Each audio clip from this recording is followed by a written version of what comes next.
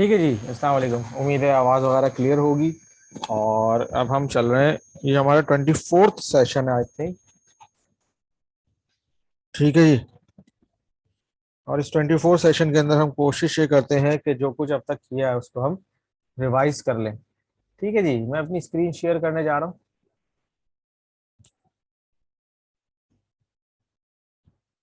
ठीक है जी। अच्छा जी, अब हम आते हैं हैंड रिटन्स के ऊपर, ताकि देख सके हमने क्या क्या चीज़ें की थी, हम उसको रिवाइज कर सकें। लगाता है एंड अभी जो स्टार्ट आखिर के 2-3 लेक्चर्स में हैंड रिटन की जरूरत नहीं थी, बीच में भी एक आधे की जरूरत नहीं थी, लेकिन चले जहाँ जहाँ है हम उसको रिवाइज करते हैं, ताकि हो सकता है आप लोगों का जो मिड टर्म है वो मे भी असाइनमेंट बेस हो, और मे भी आपका जो मिड टर्म है वो 80 मिनट का फाइनल हो, 80 नंबर का फाइनल हो। तो इसके लिए आपको बेहतर प्रिपेयर होकर अपने आप को रखना है। ठीक है जी। 80 नंबर का फाइनल वो आपका हो सकता है on campus without open book. इसका मतलब ये आपको अच्छी प्रिपरेशन करके रखनी है। मैंने वहां से जो इंस्ट्रक्शन आई है वो ग्रुप पे डाल दी है। तो आप देख लीजिएगा और कोशिश कीजिएगा कि अपने आप को अच्छा प्रिपेयर रखें, ताकि समर उठाने का आपको ये फायदा तो आए, कम से कम जीपीए भी आपकी बेहतर हो सके। ठीक है जी। हमने लेक्चर 1 से स्टार्ट किया था कि इलेक्ट्रिकल इलेक्ट्रॉनिक्स में क्या फर्क है। इलेक्ट्रिकल उस ब्रांच ऑफ साइंस को कहते हैं जो डील करती है आपकी generation and distribution of electricity. ठीक है जी। जैसे जनरेटर जनरेट करना और फिर पूरे एरिया के अंदर उसे डिस्ट्रीब्यूट करना।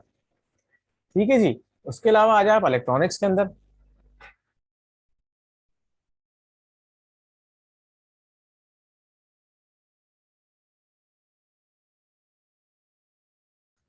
ठीक है जी। इलेक्ट्रॉनिक्स से क्या मुराद है? इलेक्ट्रॉनिक्स से मुराद है कि जब आपका फ्लो ऑफ करंट हो रहा है, जनरेट हो रहा है, डिस्ट्रीब्यूट हो रहा है, तो उस करंट को आप लिमिट कर सकें, कंट्रोल कर सकें, अपनी रिक्वायरमेंट या लोड की रिक्वायरमेंट के हिसाब से करंट को फ्लो कर सके। ठीक है जी। तो जो चीज कंट्रोल करती है फ्लो को, या फ्लो ऑफ इलेक्ट्रॉन को कंट्रोल करवाती है, वो ब्रांच ऑफ साइंस कहलाती है आपकी इलेक्ट्रॉनिक्स। और they mostly deal in semiconductors, और सेमीकंडक्टर से पहले किसका डील करते थे? वैक्यूम के अंदर डील करते थे। ठीक है जी। जैसे वैक्यूम ट्यूब्स वगैरह पहले होती थी। अच्छा जी। 3 टाइप के मटेरियल होते हैं: कंडक्टर, इंसुलेटर एंड सेमीकंडक्टर। ठीक है। कंडक्टर वो होते हैं जिनको कह सकते हैं हम कि they help and they support the flow of electrons. ठीक है जी।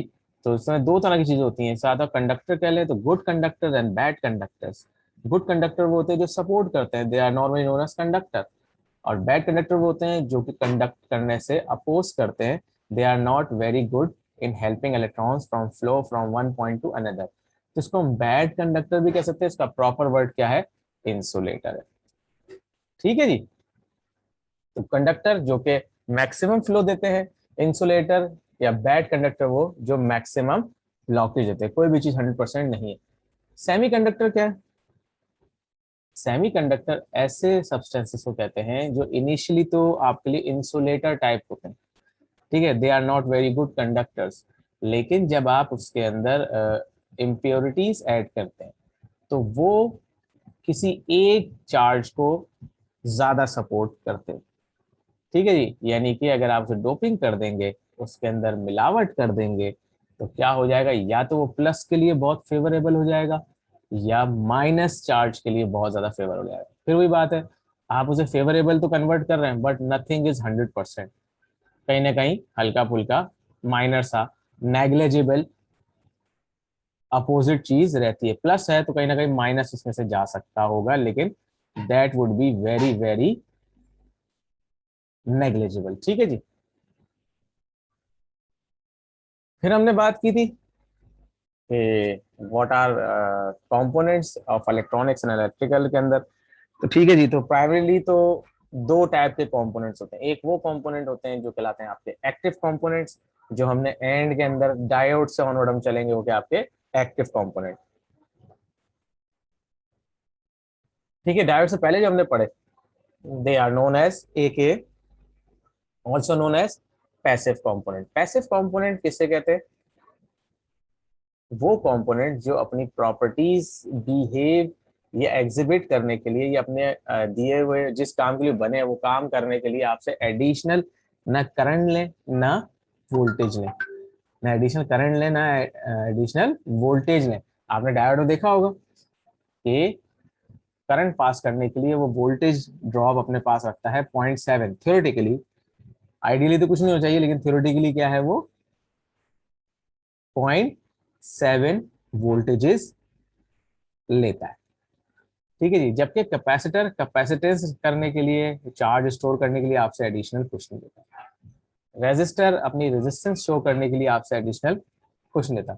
Same goes for the inductor. Current को इंड्यूस कराने के लिए, मैग्नेटिक फ्लक्स को सेंटर में लाने के लिए, it doesn't charge you any voltages और करंट। ठीक है जी। यहाँ तक बात हमारे कुछ कुछ रिवीजन के अंदर आ गई। ठीक है जी। उसके बाद आ जाते हैं पैसिव एक्टिव पैसिव कंपोनेंट्स के अंदर हम आ गए थे रेजिस्टर। इसका यूनिट क्या है? ओम्स है यूनिट, और जो सिंबल है वो मेगा होता है। कैपेसिटर का यूनिट कैपेसिटेंस का है फेराड, स्मॉल एफ से लिखा जाता है। और जनरली इसकी वैल्यूज जो होती है वो माइक्रो फेराड में, तो micro is replace by mu. Inductor, ठीक है जी, इंडक्टर का अपना यूनिट क्या है? हेनरी है। ठीक है जी। And normally known as henries में नापी जाती है कैपिटल एच के अंदर, मिली हेनरी, माइक्रो हेनरी। ठीक है जी। अच्छा, रेजिस्टेंस कैपेसिटर इंडक्टर के साथ एक फेराइड बीड एक चीज होती है जो अमूमन हमने उस दिन देखी थी कि चार्जर के अंदर, केबल्स के अंदर लगी हुई होती। ठीक है, नॉइज फिल्टर के काम आती है। तो ये भी एक कंपोनेंट और पैसिव कंपोनेंट, और फिल्टर करने के आपसे एडिशनल कुछ नहीं ले रहा। ठीक है जी। तो क्या कहलाता है? Passive component. तो चार पैसिव कंपोनेंट पढ़े हमने, जिसमें से मेजर थ्री है, रेजिस्टर, कैपेसिटर, इंडक्टर। ठीक है जी। रेजिस्टेंस का यूनिट क्या होता है? ओम्स। और नॉर्मली जो है वो किलो ओम्स हम यहाँ यूज कर रहे होते हैं लैब्स के अंदर। ठीक है। कैपेसिटर फेराड यूनिट है, स्मॉल एफ में लिखा जाता है। नॉर्मली आप लैब में इस्तेमाल करते हैं, they are in micro farad. Pico farad में भी होती है, लेकिन mostly they are in micro farad in labs. ठीक है जी। तो म्यू से माइक्रो को रिप्लेस किया जाता है। म्यू का मतलब होता है -10,000 या 100,000 या 1,000 चेक कीजिएगा। 6 जीरो को रिप्रेजेंट करता है -10 की पावर या 10 की पावर -6 को। ठीक है जी। इंडक्टर अमूमन हेनरीज में ही होता है, इसके लिए कोई ज्यादा यूज नहीं है। अमूमन माइक्रो में ज्यादा इस्तेमाल होते हैं अगर आप हाई फ्रीक्वेंसीज की बात कर रहे हैं। ठीक है जी। बहुत कम आपको मिली मिलेंगी। और अगर आप किसी पावर कंपोनेंट्स की बात करते हैं, जैसे कि ऑडियो इक्विपमेंट से फिल्टर की बात करते हैं, तो वहां पे आपको ये मिलेगी मिली हेनरीज के अंदर। ठीक है जी। हेनरी अमूमन इस्तेमाल नहीं होती। एक बहुत बड़ी वैल्यू होगी हेनरी, जो कि शायद अभी तक मैंने भी इस्तेमाल नहीं की है कहीं अपनी एमेचर या हॉबी इलेक्ट्रॉनिक्स के अंदर। ठीक है जी। तो ये हमारा वो जो शुरू के स्टार्टिंग का टाइम था, ये उसका ओवरव्यू। अब आ जाता है लेक्चर 2 पे।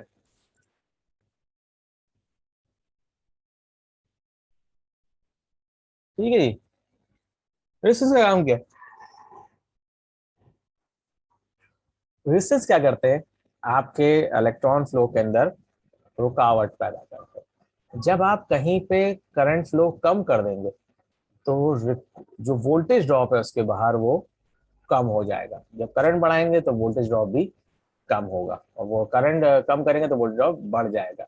ठीक है जी। तो अब क्या करते हैं हम? फर्स्ट कर एक एलईडी है जो 1.5 या 2 वोल्ट की है, उसको आपने 220 पे लगाना है, तो you must limit the current. अगर वो एलईडी 1 मिली एम्पेयर या 2 मिली एम्पेयर की है, तो आपने ऐसा रेजिस्टेंस लगाना है कि जो उसको 1 मिली एम्पेयर से ज्यादा ना दे, या 1 मिली एम्पेयर ज्यादा का पैसेज उसको नहीं देंगे और आप एलईडी लगाएंगे। इसका मतलब है कि एलईडी ज्यादा करंट ड्रॉ नहीं कर सकती ड्यू टू पोटेंशियल डिफरेंस, क्योंकि 220 वोल्ट है तो वी बढ़ेगा तो आई भी बढ़ेगा। तो हमने आई को बढ़ने से रोकने के लिए क्या किया? हमने रेजिस्टेंस लगा दिया। जब रेजिस्टेंस लगा दिया तो उसका पाथ लिमिट हो गया, वही पाथ हो गया जितना एलईडी को रिक्वायर्ड है। जब एलईडी को जो रिक्वायर्ड है तो एलईडी ग्लो करेगी। अदरवाइज अगर मैं रेजिस्टेंस हटा दूं, डायरेक्ट लगाऊं, पोटेंशियल डिफरेंस ज्यादा है, करंट ज्यादा फ्लो होने की कोशिश करेगा, और जब मैक्सिमम करंट से ज्यादा या मैक्सिमम फ्लो करेगा तो LED will be wear out और डेड। ठीक है जी। बर्न हो जाएगी, खत्म हो जाएगी, जल जाएगी। ठीक है जी। तो रेजिस्टेंस का काम क्या है कि वो करंट के फ्लो को लिमिट करता है। इस तरह से जो नॉर्मली हमारे पास क्वार्टर वॉट के और हाफ वॉट के रेजिस्टेंस होते हैं, 1 वॉट के भी रेजिस्टेंस होते हैं, ठीक है जी। वाटर रेटिंग का मतलब पता है, P is to V into I. अब कहीं आपने इस्तेमाल करना है तो वो मैक्सिमम क्वार्टर वॉट तक आपको सपोर्ट दे सकता है। जो लैब में होता है छोटे छोटे क्वार्टर वॉट और हाफ वॉट के होते हैं, या 1 वॉट भी हो 1, तो उसके ऊपर रिप्रेजेंट करने के लिए भाई कितनी वैल्यू या कितने ओम्स का रेजिस्टेंस है, कलर कोडिंग इस्तेमाल की जाती है। कलर कोडिंग से फायदा ये होता है कि आपके पास हर कलर का एक कोड है। अब आप उसके रिंग्स या उसके बैंड्स किसी भी कंपोनेंट पे प्रिंट कर देते हैं, तो हमें पता होता है कि यार black represent 0, brown represent 1, red represent 2, and so on. ठीक है जी। तो उससे फायदा क्या होता है आपको, अगर मैं छोटे से रेजिस्टेंस के ऊपर लिखूं 100 ओम्स, वो मिट सकता है, प्रिंटिंग प्रॉब्लम आ सकती है। लेकिन अगर मैं एक रिंग बना दूं जो उसके पूरे बॉडी के ऊपर हो, तो चांसेस हैं कि वो कलर ज्यादा लंबे टाइम तक और ज्यादा हार्श एनवायरनमेंट या हार्श हैंडलिंग के अंदर कलर कहीं ना कहीं रह जाएगा। अगर वो कलर कहीं ना कहीं रह जाएगा तो मेरे पास वो 4 या 3 कलर होंगे मिनिमम, जिससे मैं ये अंदाजा लगा लूंगा, अच्छा इस रेजिस्टेंस की ये वैल्यू। ठीक है जी, इस रेजिस्टेंस की ये वैल्यू है। ठीक है जी। अच्छा जी, अब जब चूंकि ये मैन्युफैक्चर की जाती है चीज, एंड वी ऑल नो कि बेहतर से बेहतर मैन्युफैक्चरिंग भी होगी तो कोई 100% एक्यूरेट नहीं हो सकती। ठीक है जी। अच्छा, इलेक्ट्रॉनिक्स हो या कोई भी चीज हो दुनिया की, जितनी वेल एक्यूरेट प्रिसाइज ख्याल के साथ अप टू दी स्टैंडर्ड्स अगर उसे मैन्युफैक्चर किया जाएगा, तो उसका या उसकी कॉस्ट ज्यादा होगी। उसकी कॉस्ट ज्यादा होगी क्योंकि आपने बहुत सारी चीजों को बार बार चेक करना होगा, क्वालिटी कंट्रोल हो, स्टैंडर्ड ऑफ मैन्युफैक्चरिंग हो, बहुत सारी पैकेजिंग स्टैंडर्ड हो, बहुत सारी चीजें, रॉ मटेरियल कैसे आया, रॉ मटेरियल कैसे ट्रेवल किया, ये सब चीजें। इस एग्जाम्पल मैं आपको दे रहा हूँ कि कहते हैं कि खुला दूध अच्छा नहीं है, मतलब ये मार्केटिंग स्ट्रेटेजी है ना, हम मैं तो बिलीव नहीं करता इस पर। लेकिन हाँ, नजर भी आता है कि भाई जो 99.9% आपके पास दूध सेल आउट हो रहा है, उसके अंदर एडिटिव्स, फ्लेवर्स, एडिशन की जाती है, just to make sure the quantity increases. ठीक है, क्योंकि जब वो वाटर ऐड करते हैं तो उसका टेस्ट थोड़ा माइल्ड होता है, तो उस टेस्ट को बैलेंस करने के लिए वो मजीद चीजें ऐड करते हैं, जिससे क्या होता है, उनकी क्वांटिटी भी बढ़ जाती है and taste and fat level remains up to the mark. ठीक है, गो के वो नेचुरल मिल्क नहीं है, बट स्टिल वो कम कॉस्ट के अंदर ज्यादा दूध बेचने की कोशिश करते हैं। और अज्यूम हम ये करते हैं कि जो मैन्युफैक्चरर्स हैं, जो कि पैकेजिंग मटेरियल बेच रहे हैं या पैकेजिंग वाला दूध बेच रहे हैं, they are very honest, inverted commas, they are very honest. वो जो चीज देंगे वो हमें खालिस देंगे, ये हमारी अजम्पशन है, क्योंकि वो एक स्टैंडर्ड में दिख रही है, थोड़ी सी महंगी भी है, उसकी एडवर्टीजमेंट भी दिख रही है। मतलब ये थोड़ी सी मैं ऑफ दी ट्रैक जा रहा हूँ, लेकिन बात समझाने की कोशिश कर रहा हूँ। ठीक है जी। तो अगर उनका प्रोसेस बहुत ज्यादा टाइट है, बहुत ज्यादा क्वालिटी कंट्रोल है, तो उसमें उनको लॉसेस भी होते हैं, वो हर चीज का ख्याल भी रखेंगे, उसके लिए उनको स्टाफ भी चाहिए होगा, उसके लिए उनको दूसरी ऑटोमेशन के लिए जो केमिकल्स वेमिकल्स एक्सपर्टीज, सब चीजें चाहिए होंगी, जब जाके वो स्टैंडर्ड मेंटेन करेंगे। तो that comes on the cost. तो जब आपको वो स्टैंडर्ड वाली चीज दे रहे हैं, तो वो क्या कर रहे हैं, फिर उसकी कॉस्ट भी आपसे ले रहे हैं। अमूमन अगर हमारा 130, 120, 140 रुपीज पर लीटर है अगर दूध, तो ये अमूमन जो हमारा दूसरी ब्रांड्स वाले, they are from 180 to 200 to 10 तक उसकी कॉस्ट है पर लीटर। तो कॉस्ट क्यों आ रही है कि वो आपको बेहतरीन सी पैकेजिंग में दे रहा है, स्टैंडर्ड भी चेक कर रहा है। तो ये तमाम जब प्रोसेस वो चलाएगा, जब कंपनी सारे प्रोसेस को फॉलो करेगी, तो it will come with the cost. ठीक है जी। तो हमें अज्यूम ये कर रहे थे कि हाँ यार, इनका स्टैंडर्ड अच्छा होगा, इनकी चीज बेहतर होगी। तो इसी तरह से जब आप कोई कंपोनेंट मैन्युफैक्चर करते हैं, इवन आप मोबाइल फोन्स को देख लीजिए, मोबाइल फोन्स में देखिए आप, चाइना सस्ता क्यों आता है, मतलब जिसको हम चाइना मोबाइल कहते हैं। अब तो खैर बहुत बेहतर बेहतर ब्रांड भी आ गए, लेकिन आज से 10-5 साल पहले जो चाइना के फोन होते थे, बार फोन हो या कोई स्मार्टफोन भी हो, they are pretty cheap as compare to Nokia, as compare to Samsung, as compare to Huawei. क्यों? अभी भी देखा जाए तो Samsung, Huawei are much more expensive than other brands of China, Xiaomi और इन्फिनिक्स वगैरह। क्यों? They are putting things as per standard. और आप ये खुद भी देखेंगे, अगर आप इन्फिनिक्स या Xiaomi का सेल फोन लेते हैं, वही कॉन्फ़िगरेशन का आप हुआवे का ले लें, तो हुआवे में जो चीज़ स्मूथ चल रही होगी, वो चीज उस ब्रांड के ऊपर स्मूथ नहीं चलेगी, कहीं आपको ब्राउजिंग अटकेगी, कहीं वीडियो स्ट्रीमिंग अटकेगी, कहीं बफरिंग आएगी। क्यों आएगी? क्योंकि उन्होंने कहीं ना कहीं स्टैंडर्ड फॉलो नहीं किया। तो उसमें कंपोनेंट्स के अंदर चीजें, बज़ाहिर रैम तो उन्होंने 3 GB दे दी, लेकिन रैम के लिए जो बस इस्तेमाल होनी थी उन्होंने कम डाटा रेट की रखी। तो अल्टीमेटली रैम ज्यादा होने से कुछ नहीं होगा, प्रोसेसर ज्यादा होने से नहीं कुछ होगा, जबकि पीछे अगर बस अच्छी फैब्रिकेट नहीं हुई तो डाटा इतनी स्पीड से नहीं जाएगा। जबकि दूसरे ब्रांड्स के अंदर बस भी अच्छी फैब्रिकेट करते तो क्या होता है, उसकी कॉस्ट आती है। ठीक है जी। तो ये बात मैं कर रहा था कि कोई भी चीज अच्छे 100% नहीं होती। अगर कोई रेजिस्टेंस मैन्युफैक्चर कर रहा है, कोई कैपेसिटर मैन्युफैक्चर कर रहा है, तो अगर वो स्टैंडर्ड का ख्याल रखेगा, ये क्लोजर टू दी वैल्यू लाएगा, तो इसके लिए प्रोसेस बढ़ाने पड़ेंगे, तो that come with the cost. तो जनरली जो रेजिस्टेंस एक्सेप्टेबल थी आज से कोई 20-25 साल पहले, वो कॉस्ट में भी और वैल्यू में भी एक्सेप्टेबल थी। वो थी 5% टॉलरेंस। 5% टॉलरेंस से मुराद कि अगर एक रेजिस्टेंस 100 ओम्स की, एक रेजिस्टेंस अगर 100 ओम्स की है, ब्राउन ब्लैक ब्राउन, ठीक है जी, ये 100 ओम्स का कलर कोड आ गया। अगर ये 100 ओम्स की है तो 5% टॉलरेंस से मुराद ये है कि it will not be 100%, but between 95 ohms to 105 ohms, ये एक्सेप्टेबल है। तो उसको उन्होंने क्या कर दिया, गोल्ड स्टैंडर्ड कर दिया। और जो चौथा बैंड बना कलर, ब्राउन ब्लैक ब्राउन, और ये चौथा बैंड बना क्या बना, गोल्ड। ठीक है जी। इससे कम और सस्ते प्रोसेस के अंदर 10% पे आ गए, तो उन्होंने सिल्वर स्टैंडर्ड कर दिया। उसमें 10% टॉलरेंस हो गई कि अगर 100 ओम्स की रेजिस्टेंस है तो it will be between 90 ohms to, it will be from 90 ohms to 110 ohms. तो अब आप देखें, अगर एक रेजिस्टेंस में लगा रहा हूँ 100 ओम्स के लिए, तो कौन सी वैल्यू बेहतर है, 95 टू 105 या 90 टू 110? ऑब्वियसली 95 टू 105, क्योंकि ये ज्यादा करीब हो सकती है 100 के। फिर एक इससे भी वर्स्ट क्वालिटी, मैंने रेजिस्टेंस देखे हैं जिसमें चौथा बैंड नहीं होता। ठीक है, अब तो शायद इतनी इसकी नहीं है, लेकिन पुराने वक्तों में ये थे जब मैं आप लोगों की तरह यंग था। ठीक है, बैक इन लेट 90s। तो क्या था इसके अंदर, चौथा बैंड नहीं था। इसका मतलब क्या है, वो 20% टॉलरेंस है, मतलब बहुत ही रफली मेड सब्सटेंस है, या कोई बहुत ही डी कैटेगरी का सब्सटेंस है, तो इसमें कोई बैंड नहीं होता था। कोई बैंड ना होने की वजह क्या है, इसका मतलब सबसे लोएस्ट क्वालिटी का है, and resistance, resistance of 100 ohms will vary or will be holding the value between 80 ohms to 120 ohms। oh, मतलब अगर वो होता है 85 ओम हो, 88 ओम्स हो, 91 ओम्स हो, 95 ओम्स हो, 112 ओम्स हो, 122 ओम्स हो, कुछ भी हो, तो कितना बड़ा स्पैन है मेरे लिए। तो मैं बेहतर क्या है, कोशिश करता हूँ कि मैं वो लूँ जो कॉस्ट भी मेरे लिए बेहतर हो और क्लोज टू एक्यूरेसी हो। इसके अलावा 2% टॉलरेंस, 1% टॉलरेंस, यानी कि चौथा बैंड आपका ब्राउन भी हो सकता है, चौथा ब्रांड आपका रेड भी हो सकता है। इसका मतलब क्या हुआ, अब वो कॉस्ट उसकी 10 टाइम्स हायर होती है। अगर ये रेजिस्टेंस 1 की 10 आती है, 1 रुपए की 10 आती है, तो वो 1 रुपए की एक आएगी। ठीक है, इतना 10 टाइम्स ज्यादा डिफरेंस होता है। कॉस्ट है, इक्विपमेंट पे कॉस्ट बढ़ेगी, जब कहीं अपनी हॉबी के लिए इस्तेमाल कर रहे हो, अपने लैब में ला रहे हो, तो ऑब्वियसली इसकी क्या है, कॉस्ट बढ़ेगी।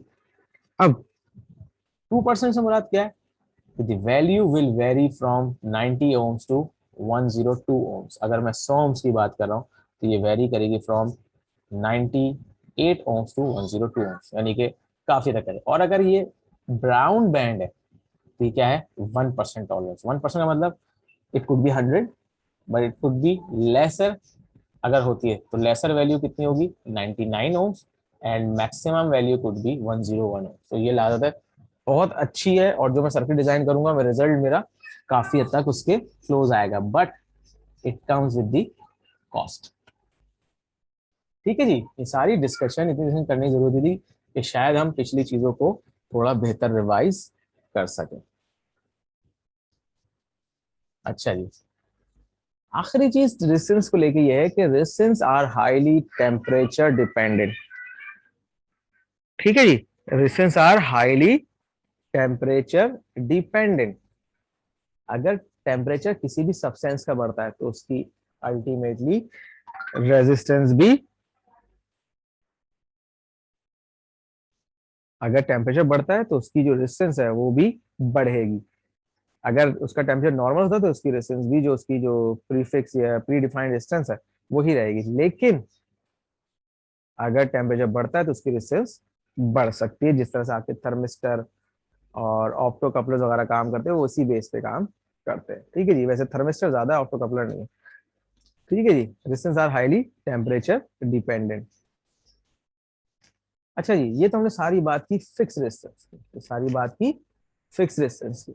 अब कहीं कहीं हमें जरूरत पड़ती है ऐसे रेजिस्टेंस की भी जहां पे हम सिग्नल की वैल्यू यूजर को हम फ्लेक्सिबिलिटी दें कि वो वेरी कर सके, या हमें किसी जगह पे चीजों को मैच करने के लिए सिग्नल लेवल को वेरी करना पड़े। ठीक है जी, जो भी आपका सिग्नल है, चाहे वो कोई भी सिग्नल है, एक्स वाई जेड, ऑडियो है, वीडियो है, मैं एनालॉग की भी बात कर रहा हूँ अभी, सही है, सिर्फ फिलहाल एनालॉग की बात कर रहा हूँ, या रेफरेंस पॉइंट है किसी जगह पर, अगर आप एनालॉग टू डिजिटल कन्वर्ट की बात कर रहे हैं, तो अगर रेफरेंस पॉइंट आपको होता वेरी करना पड़ रहा हो कि भाई यहाँ से लेके यहाँ तक की चीज को आपने रीड करना है या डिजिटल में कन्वर्ट करना है, तो वो कहीं कहीं है जहाँ आपको एडजस्टमेंट करने की जरूरत पड़ सकती है, दो सिस्टम को मैच करने की जरूरत पड़ सकती है, तो उसके लिए आपको वैल्यू ऊपर नीचे करनी पड़ती है। ये यूजर की रिक्वायरमेंट है, उसको जैसा सिग्नल चाहिए, आवाज कम चाहिए, आवाज ज्यादा चाहिए, आवाज के अंदर दूसरे एट्रीब्यूट्स होते हैं। ठीक है, लो फ्रीक्वेंसी, हाई फ्रीक्वेंसी, वो कितनी सुनना चाहता है।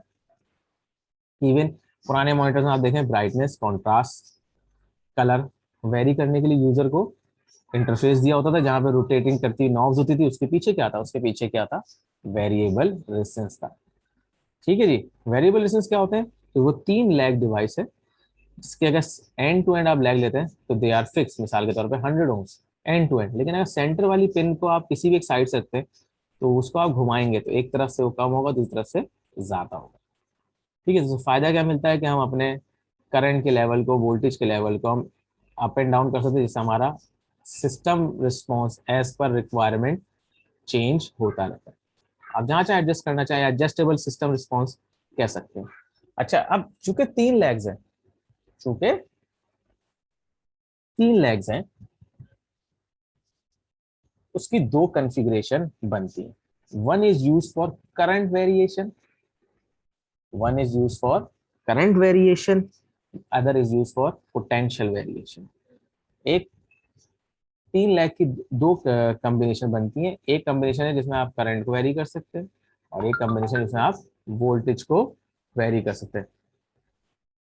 ठीक है जी, तो अगर आपने सेंटर और कोई एक साइड की लैग मिला दी, और दूसरी लैग और वो दोनों कॉमन लैग को आप इस्तेमाल कर रहे हैं, यानी कि उसे 3 से 2 में कन्वर्ट कर दिया, तो ये नोन एज रियोस्टेट। क्या कहलाता है ये? रियोस्टेट कहलाता है। Rheostat is use for current variation, क्योंकि ये सीरीज में लगेगा, इसकी वैल्यू ऊपर नीचे होगी, तो सीरीज में करंट का पाथ ये लिमिट कर सकता है, बढ़ा सकता है, लिमिट कर सकता है, जो उसकी वैल्यू है। दूसरे के अंदर क्या है कि अगर आप तीनों लेग्स अलग अलग इस्तेमाल करते हैं, एक लेग को आप लगा दें प्लस पे, एक को लगा दें माइनस पे, ठीक है जी, और या ग्राउंड पे, और यहाँ पे आप इसको वेरी करते हैं, तो क्या करेगा, ये पोटेंशियल वेरी होगा सेंटर वाले लेग के ऊपर। इसमें तीनों पिन से इस्तेमाल होंगी, ये कहलाएगा आपका पोटेंशियोमीटर। ठीक है जी, जरूरत नहीं है मेरे ख्याल में, आपका वीडियो लेक्चर अवेलेबल है, ये मैंने एग्जाम्पल बनाई थी। तीन में से आपने दो मिला दिए, तो क्या बन गया, ये करंट वेरी करने का। तीनों को इस्तेमाल किया तो क्या बन गया, ये पोटेंशियोमीटर या वोल्टेज को वेरी करने के लिए। अमूमन हमारे पास जो रेजिस्टेंस है वो क्वार्टर वाट के होते हैं। अच्छा, बहुत सारी जगहों पे रेजिस्टेंस या कैपेसिटर के ऊपर ओम्स नहीं लिखा होता। बहुत सारी जगहों पे अगर 100 लिखा हुआ खाली, तो जब आप समझ जाएंगे ये 100 ओम्स का। अगर 100 R लिखा है, तो जब भी आप समझ जाएंगे ये क्या है, 100 ओम्स का। ठीक है जी। अच्छा, बहुत सारी जगहों पे अगर आपके पास 103 लिखा है, इसका मतलब क्या है, 10 किलो। इसका मतलब क्या है, 10 किलो। ठीक है जी, इसका मतलब क्या है, 10 किलो। ठीक है जी, 10 किलो का मतलब 10,000। अब अगर किसी रेजिस्टेंस पे 103 लिखा है, इसका मतलब क्या हुआ, resistance is of 10,000 ohms. 1000 means K, तो 10,000 ओम्स और 10 किलो ओम्स। 10, अगर किसी कैपेसिटर पे लिखा 103, इसका मतलब क्या हुआ, 10,000 पिको फेराड। छोटे छोटे कैपेसिटर है ना। और 104 लिखा है तो 100,000 पिको फेराड। 1000 पिको फेराड का मतलब 1 माइक्रो फेराड। ठीक है जी, अब ये स्केल चूंकि आप ना पढ़ चुके हैं, तो मिली, माइक्रो, पीको, नैनो, ये चीजें जो है ना, ये अब आपको खुद भी पता होनी चाहिए। ठीक है, इंचेस है, यूनिट है, टेंस है, हंड्रेड्स है, थाउजेंड है, 10,000 है। ठीक है जी, ये 10 के, 100 के, 1 मेगा, ये सारे यूनिट्स आपको आने चाहिए। ठीक है जी, चले जी, इसको हमने यहाँ तक रिवाइज किया। Now going back to the lecture 3, वो खोल लेते हैं यार। एक तो विंडोज 10 ने क्या दे दिया ये। अच्छा जी, पैसिव कंपोनेंट्स की बात हुई तो लाजमी आता है हमारे पास उसमें कैपेसिटर भी आता है। ठीक है जी, अच्छा कैपेसिटर के अंदर भी दो ब्रॉड कैटेगरीज है। एक तो फिक्स्ड एंड वेरिएबल तो है ही, फिक्स्ड एंड वेरिएबल भी है, लेकिन साथ साथ फिक्स्ड के अंदर भी दो कैटेगरीज है, वेरिएबल के अंदर कोई कैटेगरी नहीं है। ठीक है, दो मेजर कैटेगरीज है, फिक्स्ड एंड वेरिएबल। अच्छा, वेरिएबल में वेरिएबल आ गया, फिक्स की भी आप दो निकाल लें, एक पोलर एंड एक नॉन पोलर। पोलर वो होते हैं जिसके अंदर टर्मिनल डिसाइडेड होता है, डेडिकेटेड होता है for plus charge and minus charge, यानी कि उमन आप इस्तेमाल करेंगे उसे डीसी के ऊपर। जबकि नॉन पोलर के ऊपर डेडिकेटेड कोई पिन नहीं होती, आप किसी भी पिन को किसी भी पोलैरिटी के ऊपर लगा सकते हैं। ठीक है जी, तो ये हो गया नॉन पोलर। तो कैपेसिटर की भी दो मेजर कैटेगरीज है, फिक्स्ड एंड वेरिएबल। वेरिएबल में फर्दर पोलर नॉन पोलर नहीं है, लेकिन फिक्स के अंदर polar capacitor and non polar capacitor है। ठीक है जी, पोलर कैपेसिटर के अंदर ये डिसाइडेड होता है या ये कर्व होती है, नॉन पोलर में दोनों स्ट्रेट होते हैं, वेरिएबल में ये एरो बना हुआ होता है। अच्छा जी, वेरिएबल कैपेसिटर में ख्याल रखिएगा कि वेरिएबल के कैपेसिटर के अंदर there is no zero value. Resistance तो जीरो हो सकता है, वेरिएबल रेजिस्टेंस तो जीरो हो सकता है, but capacitor has no zero value. ठीक है जी, कैपेसिटर की रेंज जो होती है वो ऐसे होती है जैसे कि 10 माइक्रोफैराड टू 40 माइक्रोफैराड, तो मैक्सिमम तो जा सकता है 40 तक, लेकिन जीरो नहीं होती। तो इसमें क्या है, रेजिस्टेंस की तरह ये बिल्कुल नील या जीरो रेजिस्टेंस नहीं हो सकती। ठीक है जी, अच्छा जी, फिर कैपेसिटर चार्ज स्टोर करता है। अगर सीरीज में रहेगा तो कैपेसिटर की वैल्यू माइनस हो जाएगी, यानी कि जैसा रेजिस्टेंस सीरीज पैरेलल करते हैं ना, सीरीज में ऐड होती है, पैरेलल में कम होती है, कैपेसिटर उसका वाइस वर्सा है। कैपेसिटर आप सीरीज लगाएंगे तो 1/c करके टोटल वैल्यू निकालेंगे, और कैपेसिटर आप पैरेलल लगाएंगे, इस मतलब क्या किया आपने, चार्ज स्टोरिंग कैपेसिटी बढ़ा ली। मतलब टैंक्स आप लगाएंगे तो आप पानी के टैंक आप बढ़ाते जा रहे हैं। तो जब कैपेसिटर पैरेलल लगते हैं तो उनकी C+C1+C2 C+C3 इस तरह से आप ऐड करते हैं, तो उसकी टोटल कैपेसिटेंस बाहर कैलकुलेट कर सकते हैं, बाहर आए तो ये तरह। ठीक है जी, अब आ जाए इंडक्टर। इंडक्टर की जो कंस्ट्रक्शन है उसके दो मेजर तरीके हैं। एक तो होता है कि आप सिलेंडर पे कॉइल वाउंड कर लें, तार वाउंड कर लें, जो अमूमन हम देखते हैं। ठीक है जी, तार ऐसे घुमाएंगे तो क्या बन जाएगा, वो एक सिलेंडर के ऊपर बना लें। ठीक है, एक राउंड सा बन जाता है जो पेंसिल पे लपेट लें, तो ये कहलाती है आपकी सोलोनॉइड। ये इंडक्टर कौन सी कहलाती है, सोलोनॉइड। लेकिन अगर आपके पास एक रिंग है, सिलेंडर नहीं है, रिंग है, आप शेप का फर्क देखिएगा, सिलेंडर नहीं है, रिंग है। अब रिंग के ऊपर अगर आप वाउंड करते हैं तो क्या हो जाएगा, वो रिंग की ऊपर राउंड हो रही है, तो ये कहलाएगी आपकी टॉरॉइड। क्या कहलाएगी ये, टॉरॉइड। ये मैंने उस लेक्चर में दिखाई हुई भी है यहाँ पे। दोनों इस्तेमाल होती है, दोनों की अपनी अपनी यूज है, दोनों कहीं अगर जरूरत पड़ती है जगह बचाने की तो वहाँ टॉरॉइड भी लगा सकते हैं आप। And toroid are more efficient as compare to solenoid. याद रखिएगा, they are more efficient, they are more accurate, but they come with the cost, क्योंकि इसकी मैन्युफैक्चरिंग कॉस्ट बहुत ज्यादा है। ठीक है जी, सोलोनॉइड को तो ऐसे ही ना, अगर आपने किसी एक मोटर पे एक सिलेंडर लगा दिया और तार एक तरफ फिक्स किया और मोटर चला दी तो वो राउंड हो जाएगा। लेकिन सोलोनॉइड के लिए आपको प्रॉपर मैन्युफैक्चरिंग करनी पड़ती है, क्योंकि एक ही तार को बार बार स्क्रू करना, निकालना, अंदर डालना, फिर निकालना, इट्स अ लॉन्ग प्रोसेस। ठीक है जी, but still toroid are more efficient and effective as compare to solenoid, क्योंकि सोलोनाइट की जो सेंटर का एरिया है वो तो इफेक्टिव है, लेकिन साइड की जो आपकी इलेक्ट्रोमैग्नेटिक फ्लक्स होता है वो वेस्ट हो रहा होता है। टॉरॉइड में ये चीज नहीं होती, जो साइड वाला है वो भी अंदर इंड्यूस हो रहा होता है, और जिसपे वाउंड हुआ होता है वो इंटरनल फ्लक्स को भी इंड्यूस करवा रहा होता है। तो मैक्सिमम ये एफिशिएंट तरीन कौन सी होती है, टॉरॉइड होती है, एफिशिएंट तरीन टॉरॉइड होती है भारत। तो उसकी मैन्युफैक्चरिंग के या इसकी शेप दो मेजर तरीके हैं, एक सोलोनॉइड और एक टॉरॉइड। अब आप सोलोनॉइड पा जाए, सोलोनॉइड के अंदर भी दो मेजर चीज है, एक एयर कोर है, जैसे आपने खाली पेंसिल पे तार बाउंड करके उतार लिया, ये क्या हो गया, एयर कोर। लेकिन आपने मेटल पे या कार्बन या फेराइट कोर पे वाइंड किया हुआ है, तो क्या बन गया, ये मेटल कोर। अच्छा मेटल कोर आ गया या एयर कोर आ गया, तो उसके अंदर भी दो चीज होती है, fixed and variable, fixed and variable. ठीक है जी। अब आप उसमें मेटल कोर को ऊपर नीचे करेंगे तो उसकी इंडक्टेंस ऊपर नीचे हो जाएगी, और अगर आपने तार जो वाउंड हुआ हुआ है उसमें अगर आपने रेजिस्टेंस की तरफ से आपने स्विंग किया या टर्न किया, तो उसकी वैल्यू भी क्या होगी, ऊपर नीचे होगी। तो इंडक्टर की मैन्युफैक्चरिंग दो तरह से, सोलोनॉइड एंड टोरॉइड। सोलोनॉइड के अंदर भी दो है, एक एयर कोर और एक आयरन कोर या फेराइट कोर, और दोनों के अंदर variable and fix inductors are available. ठीक है जी, आपकी रिक्वायरमेंट क्या।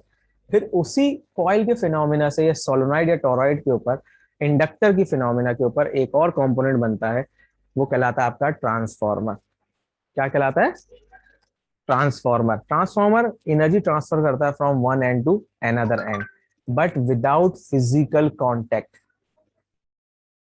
जो एनर्जी यहाँ है वो एनर्जी, यानी कि जो टोटल एनर्जी है, अप्रोक्सीमेटली टोटल एनर्जी यही मिलेगी। वी आई यहाँ फर्क हो सकता है, यहाँ पे आउटपुट वी आई में फर्क हो सकता है, लेकिन टोटल एनर्जी अप्रोक्सीमेटली वो ही रहेगी। ठीक है, लेकिन फिजिकल कोई कांटेक्ट नहीं है। अब टर्न रेशो डिफाइन करता है कि आपने करंट या वोल्टेज को बढ़ाना है या करंट या वोल्टेज रेशियो को कम करना है। ठीक है जी, अगर मैं इसको इन ले लूँ, इसको आउट ले लूँ, अगर यहाँ पे ज्यादा वोल्ट है और आउटपुट कम वोल्ट आ रहा है तो क्या बन गया, ये स्टेप डाउन। यहाँ पे कम वोल्ट है और यहाँ पे करंट, आउटपुट पे करंट ज्यादा है, तो क्या बन गया, ये स्टेप अप। और अगर दोनों बराबर हैं तो क्या बन गया, आइसोलेशन। आइसोलेशन ट्रांसफार्मर का मतलब क्या होता है कि एक सिस्टम से दूसरे सिस्टम पे सिग्नल तो देगा, एक सिस्टम से दूसरे सिस्टम पे सिग्नल तो देगा, लेकिन विदाउट एनी फिजिकल कॉन्टेक्ट। ठीक है जी। अब ये मुख्तलिफ सर्किट्स की मुख्तलिफ रिक्वायरमेंट है, कहाँ इस्तेमाल होता है ये बात की बात है, पहले आपको ही पता होना चाहिए। हमने अपने अपने सर्किट के अंदर जो ट्रांसफार्मर लिया है, they are step down transformer, because वो 120 या 220 से 12 वोल्ट, 24 वोल्ट, 6 वोल्ट को आउटपुट दे रहे हैं। ठीक है जी। यूपीएस वगैरह में जो पुराने यूपीएस के अंदर ये आयरन कोर या फेरस कोर ट्रांसफार्मर था, दे आर यूजली बोथ। एक वक्त में जो लाइट आ रही थी तो स्टेप डाउन बन के वो बैटरी चार्ज करता था, जो लाइट चली जाती थी स्टेप अप बन के वो आपकी आपको सोर्स या लाइट प्रोवाइड करता था। ठीक है जी। अच्छा जी। अब लो पास और हाई पास, अब ये हम चीजें कर चुके हैं, ये अब आप लेक्चर नंबर 2 3 को देख लीजिएगा। Lecture 4, AC and DC, alternating current and DC current. आपके पास किसी भी जगह से करंट के लिए एटलीस्ट दो टर्मिनल तो मौजूद होते हैं। अगर एक टर्मिनल से दूसरे टर्मिनल तक चार्ज सिर्फ एक डायरेक्शन में जा रहा है, जैसे बैटरी है, सेल, उसके टर्मिनल दो है लेकिन डेडिकेटेड है, one for plus and one for minus, तो अब करंट का एक डायरेक्शन ही होगा, या तो होल करंट या इलेक्ट्रॉन करंट, तो किसी एक करंट डायरेक्शन को आप फॉलो करेंगे। ऐसा नहीं है कि थोड़ी देर के बाद वो प्लस माइनस है या माइनस प्लस, ऐसा हरगिज नहीं है। बैटरी के अंदर जो चीज प्लस है वो प्लस है, जो माइनस है वो माइनस है। इस तरह के करंट को क्या कहते हैं, डायरेक्ट करंट या DC current. DC current mostly जो है वो केमिकल रिएक्शन से प्योर डीसी आपको मिलता है, बाकी फिर आपको कन्वर्ट करना पड़ता है। प्योर डीसी आप कहां से ऑब्टेन करेंगे, फ्रॉम केमिकल रिएक्शन, मतलब बैटरीज। जबकि एसी करंट का क्या है, अगर आपके पास दो टर्मिनल मौजूद है तो एक सेकंड में एज पर फ्रीक्वेंसी, अगर 110 वोल्ट है तो 60 हर्ट्ज, 220 वोल्ट है तो 50 हर्ट्ज, तो 50 टाइम्स और 60 टाइम्स दोनों टर्मिनल अपनी पोलैरिटी चेंज कर रहे होंगे, यानी एक वक्त में एक प्लस और दूसरा माइनस, और अगली दफा में माइनस पहला वाला और दूसरा वाला प्लस। अब ये पोटेंशियल अपना वेरी करते हैं, इससे क्या होता है, इलेक्ट्रॉन्स आपके पुश एंड पुल हो जाते हैं। बैटरी में चूंकि एक डायरेक्शन है तो चार्ज एक तरफ से लेके हायर टू लोअर जाके ड्रेन आउट हो जाता है, खत्म हो जाता है, इसलिए आपको बैटरी चार्ज करनी पड़ती है या फिर चेंज करनी पड़ती है। जबकि एसी में ऐसा नहीं है। एसी में क्या, करंट पुश एंड पुल हो रहा है, तो वेयर आउट होने के चांसेस बहुत कम है, या बहुत टाइम के बाद वो कंडक्टर या आपको मैकेनिज्म वेयर आउट होगा। ठीक है जी। तो करंट चूंकि पुश पुल हो रहा होता है तो उसके अंदर ऐसा नहीं है कोई चीज ड्रेन हो रही है या खत्म हो रही है। ठीक है जी। तो जो प्योर आपको एसी मिलेगी, pure AC, it can be and it must be obtain if you want pure. आप कहाँ से ऑब्टेन करते हैं, थ्रू मैकेनिकल ऑपरेशन। जैसे हमारा जनरेटर है घर के अंदर, ठीक है, जनरेटर क्या है, मैकेनिकल ऑपरेशन है, वो मैग्नेट को रोटेट करता है फ्रॉम या इलेक्ट्रोमैग्नेट फिक्स होता है और उसमें रोटर जो है वो रोटेट कर रहा होता है, जिससे क्या आपके north and south, north and south, north and south very हो रहे होते हैं, जिससे आपका पुश पुल का एक्शन उस रोटर की कॉइल के अंदर इंड्यूस होता है और आपके पास आउटपुट आना शुरू होती है। ठीक है जी।